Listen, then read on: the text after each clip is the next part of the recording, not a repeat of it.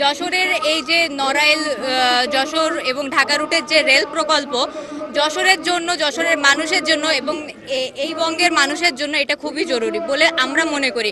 বিশেষ করে আমাদের যে স্টুডেন্ট ভাই বোনেরা আছেন তাদের সবার তো আর সচ্ছলতা থাকে না, বা সাধারণ অনেক মানুষের সচ্ছলতা থাকে না। এটা যদি অতি দ্রুত সময়ের মধ্যে চালু হয় এটা সবাই উপকার হবে, শুধু ছাত্র সমাজ নয়, প্রতিটা মানুষের জন্য এটা উপকার আসবে।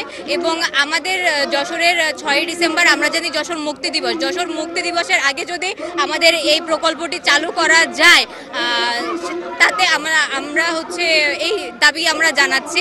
যশোর থেকে আমাদের মূল স্টেশনটা মানে ট্রেন যাতায়াত শুরু করতে হবে। যশোর থেকে ঢাকা যেতে আমাদের অনেক কাজে যেতে হয়, পরীক্ষা দিতে যেতে হয়, চাকরিতে যেতে হয়, এবং অসুস্থ হলে মা বাবা আমরা নিজেরা অসুস্থ হলে সবাই যেতে হয়।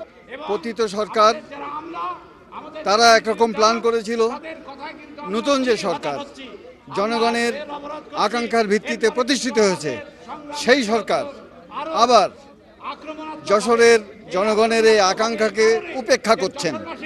ফলে আমরা বলছি যে এখনো সময় আছে, বেনাপোল থেকে 2টা ট্রেন সহজেই চলতে পারে, সেই ব্যবস্থা করা হোক।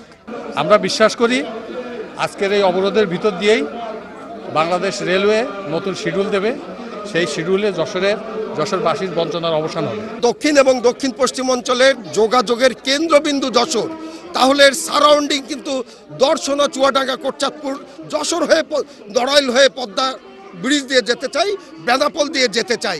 আমরা বলছি আমরা আমাদের এই কেন্দ্র, এই অঞ্চলের ফুলের রাজধানী, সবজির রাজধানী, মাছের রাজধানী।